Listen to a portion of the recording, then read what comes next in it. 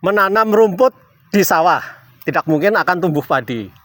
Tetapi apabila menanam padi, pasti tumbuh rumput. Itu adalah analogi manusia ya. Siapa mereka yang tujuannya, orientasinya itu akhirat, maka ia akan memperoleh kebutuhan-kebutuhan di dunia. Tetapi siapa mereka yang tujuannya hanya dunia, diibaratkan seperti menanam rumput. Dia tidak akan mungkin mendapatkan rezeki dan rahmat di akhirat. Itulah analogi ya.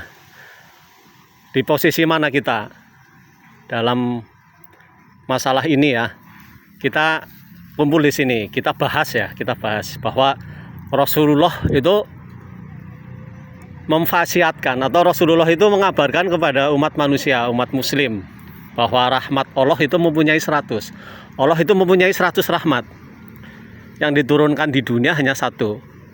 Dan Allah masih mempunyai 99 rahmat yang masih tersimpan di sisinya Allah ya. Apabila manusia yang tujuannya itu hanya mendapatkan kebutuhan di dunia, mendapatkan kepentingan di dunia, bahkan yang konyol sebenarnya agar tersohor, agar dipuji-puji oleh manusia hanya untuk kepentingan di dunia, maka ia hanya mendapatkan rumput. Dia tidak akan mendapatkan rezeki di akhirat. Tetapi bagi manusia yang tujuannya itu akhirat, ia mungkin tidak tersohor oleh manusia, dia tidak terkenal oleh manusia, bahkan mungkin ia bisa hanya dihina ya oleh manusia ya. Tetapi Allah menurunkan kebutuhan, Allah menurunkan kepentingan untuk di dunia untuk ia, karena Allah menjamin rezeki di dunia itu dijamin oleh Allah, walaupun ia tujuannya itu akhirat. Dan nanti ia di akhirat juga akan mendapatkan rahmatnya Allah yang begitu dahsyat, yang begitu agung. Karena Rasulullah mengabarkan bahwa rahmat di akhirat itu adalah sesuatu kenikmatan yang belum pernah dilihat oleh mata, belum pernah didengar oleh telinga, dan bahkan lintasan batin itu tidak mungkin akan bisa sampai melintasinya. Itulah rahmat atau kenikmatan yang ada di akhirat ya, yang masih disimpan oleh Allah ya. Insya Allah kalau kita mengikuti ajakan dan ajaran Rasulullah, kita termasuk golongan orang-orang yang nanti mendapatkan rahmat di akhirat, menjadi golongan yang diridhoi oleh Allah. Karena sebenarnya dunia itu yang digambarkan oleh Rasulullah itu hanya seperti tetesan air yang ada di jari. Ketika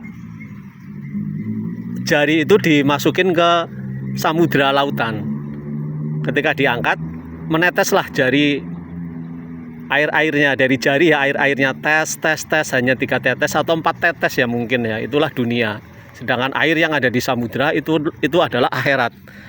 Itu perbandingan gambaran akhirat dan dunia. Atau dalam gambaran lain Rasulullah menggambarkan seperti dalam perjalanan yang sangat jauh di lautan padang pasir, kemudian ada pohon, kemudian kita berteduh di pohon itu.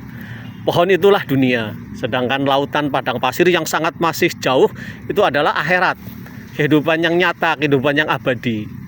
Karena di dunia adalah bayangan, hanya bayangan. Suatu saat bayangan itu akan sirna. Sedangkan sinar yang sebenarnya itu adalah sinarnya Allah, yaitu perjalanan yang asli, itulah akhirat ya. Maka dekatilah sinar yang asli Allah. Bukan kita tergiur, kita terpancing dengan kesohoran bayangan ya, karena bayangan itu akan musnah, akan muspro seperti gas ya. Kalau gasnya dibuka maka akan lenyap dengan sendirinya tanpa bekas. Insya Allah ya, kita harus mengikuti ajakan dan ajaran Rasulullah. Sami'na wa ata'na, dengan tidak banyak tanya. Ya Rasulullah, kami dengar kabar dari engkau dan kami laksanakan. Raditu billahi robba wa bil islami dina, Robbi zidni ilman warjukni fahman.